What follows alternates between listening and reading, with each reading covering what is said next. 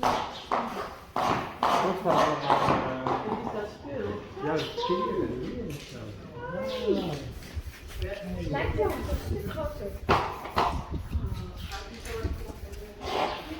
Gaat het? Nee, dat gaat gebeuren. Wat lang is nee. Je zelfs de neus gaat blinken. Ja, zo gaat dat. De mond doet alles blinkt. Oh, helemaal geolied. Ja, Ik vind het wel zinnig. Ik vind het Zwets al. ja.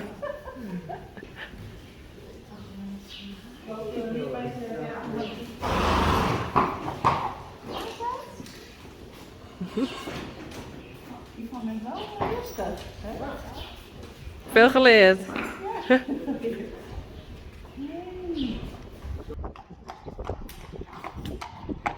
Yvonne.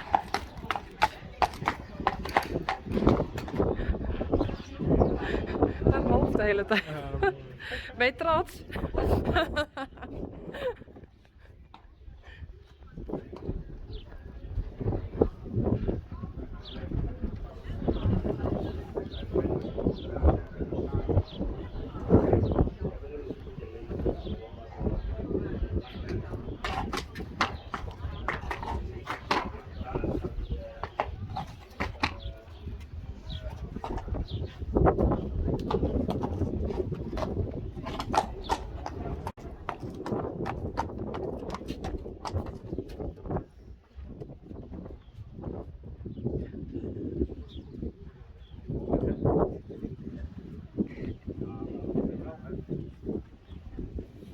Ik kan wel even aan deze kant.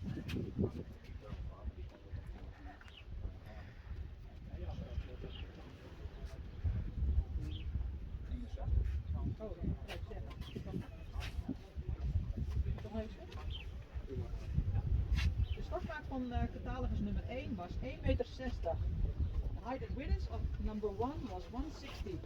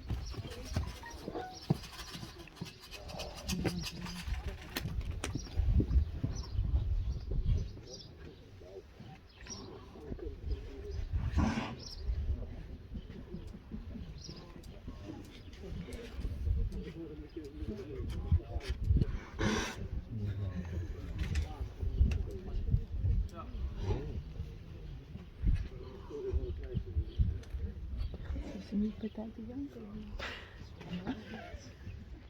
Gaat het, Herma? Ben je trots?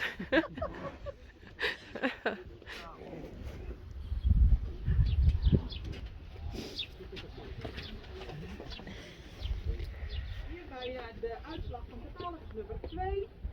Een 6-jarige Mary. Mary met voldoende rasuitstraling. De halsband zou wat verticaler mogen.